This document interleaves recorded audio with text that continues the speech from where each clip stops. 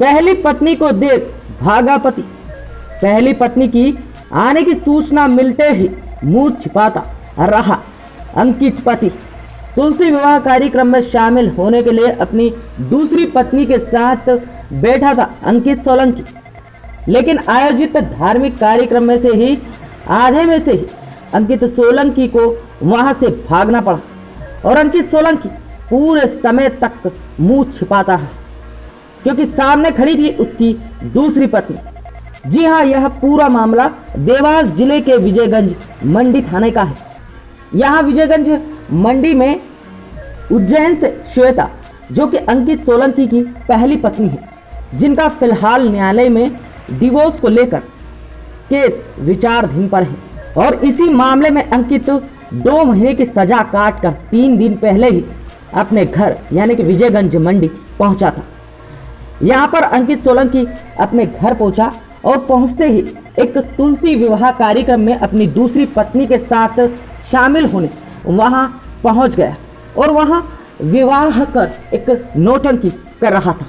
इस कार्यक्रम में शामिल होकर अंकित सोलंकी की नौटंकी की खबर उसकी पहली पत्नी यानी कि श्वेता को मिल गई। जैसे ही श्वेता को पता चला कि पति अंकित सोलंकी 3 दिन बाद जेल से छूटते ही विजयगंज मंडी में धूमधाम से एक आयोजित धार्मिक कार्यक्रम तुलसी विवाह में शामिल हुआ है और वहां अपनी दूसरी पत्नी के साथ विवाह कर नौटंकी कर रहा है। खबर मिलते ही श्वेता अपने तीनों बच्चों को लेकर वहां पहुंच गई, लेकिन अंकित सोलंकी को श्वेता की आने की खबर मिल ही गई और श्वेता के विजयगंज मंडी आने की खबर मिलते ही अंकित सोलंकी कार्यक्रम में से आधे में से उठकर वहां से भाग खड़ा हुआ। श्वेता अपने तीनों बच्चों को लेकर आयोजित कार्यक्रम के मौका स्थल पर खड़ी रही। जब तक श्वेता वहां पर खड़ी रही, जब तक अंकित सोलंकी वहां से धूम दबा के भागता हुआ नजर आया और अपना मुंह छिपाता रहा। हालांकि अंकित सोलंकी का पूरा परिवार वहां मौजूद था। श्वेता अपने तीनों बच्चों के साथ काफी घंटों तक वहां खड़ी रही। इस दौरान कार्यक्रम स्थल सहित आसपास के लोग श्वेता को देखते रहे। तुलसी विवाह कार्यक्रम पर किसी का अब ध्यान नहीं था, सबका फोकस श्वेता पर था। आखिर श्वेता तीनों बच्चों को लेकर वहां क्यों पहुंची थी, क्या चाहती थी श्वेता? श्वेता के आने की खबर मिलते ही अंकित सोलंकी वहां से भाग खड़ा हुआ और जब तक श्वेता वहां पर खड़ी रही, कहीं कोने में मुंह छिपाकर बैठा रहा।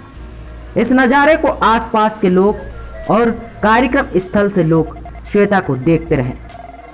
इस पूरे मामले की जानकारी थाना विजयगंज मंडी को भी थी, लेकिन थाना विजयगंज मंडी की समझदारी से वहां पर किसी तरह का कोई विवाद नहीं हुआ, क्योंकि विजयगंज मंडी थाने ने पूरी तैयारी कर रखी थी कि किसी तरह का विवाद ना हो। विवाद और बात तो कुछ हुई नहीं और श्वेता अपने तीनों बच्चों को लेकर वहां से वापस लौट गई। श्वेता ने मीडिया से बातचीत में बताया कि तकरीबन 2008 में अंकित सोलंकी से उसका विवाह हुआ था। विवाह के बाद से ही अंकित सोलंकी उसके साथ मारपीट और उसे प्रताड़ित करता था। इसके अलावा अंकित सोलंकी का पूरा परिवार श्वेता के संग मारपीट कर उसे दहेज की मांग करते थे। कई सालों तक श्वेता ने उनके जुल्म सहे, लेकिन आखिर कब तक श्वेता इतने जुल्म सहती?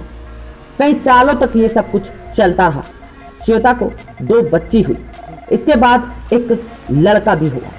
लड़का होते ही अंकित और उसका परिवार हॉस्पिटल में ही श्वेता को छोड़कर चले गए।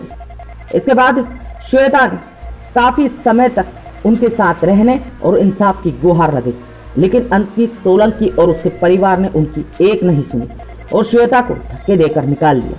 इसके बाद श्वेता ने परिवार के खिलाफ थाने में रिपोर्ट दर्ज कराई। मामला न्यायालय में पहुंचा। इसी मामले में न्यायालय ने अंकित सोलंकी को जेल भी भेजा था।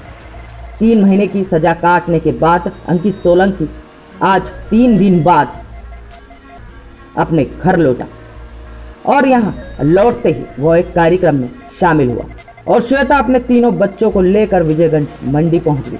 श्वेता चाहती थी कि इस आयोजित कार्यक्रम में बैठी उसकी पत्नी और परिवार, जो इस बात से अनजान है कि श्वेता ने काफी अंकित सोलंकी और उसके परिवार के जुल्म सहे हैं। श्वेता चाहती थी सबको बताना कि आखिर अंकित सोलंकी किस तरह का इंसान है और उसका परिवार।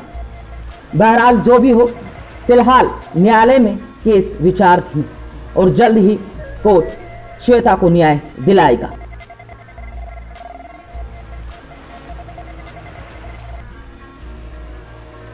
इसलिए आई थी क्योंकि मेरे पति ने बिना तलाक के दूसरी शादी कर चुका है और उस औरत के साथ आज उसने एक और प्रोग्राम रखा था शादी का। तो मैं उसके यहाँ उससे पूछने आई थी कि तू दूसरी शादी करके बैठा है और इन बच्चों का क्या करना है जो मेरे पास रह रहे हैं, और 3 है, 2 बेटी और 1 बेटा है।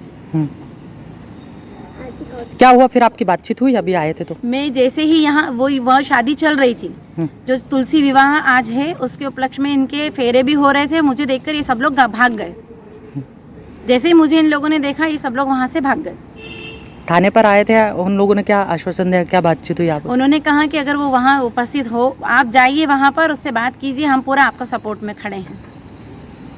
आप क्या चाहते हैं आगे? मैं मेरे बच्चों के लिए इंसाफ चाहती हूँ, क्योंकि उसने तो दूसरी शादी करके वो तो बच्चा भी पैदा कर लिया, एक बेटा भी हो गया, वो उसके साथ खुश रह रहा है। बाकी मेरे जीवन तो खराब हो चुका है, बर्बाद हो चुका है, मेरा और मेरे बच्चों का क्या। कब की है आपकी शादी कब हुई थी उनसे? मेरी शादी 2008 में 31 मई को हुई थी। कब तक आप लोग साथ में रहे? हम लोग 13 साल तक साथ में रहे। तो वाद विवाद होते थे आपके, किस लिए होते थे, कुछ बताएंगे आप? वो दहेज के लिए मुझे टॉर्चर करते थे कि इतना कर 10 लाख रुपए लाओ पापा से, 20 लाख रुपए लाओ। एक बार तो हमने उनको 10 लाख रुपए दे भी दिए, पर जब मना कर दिया, मेरी मम्मी की डेथ हो गई।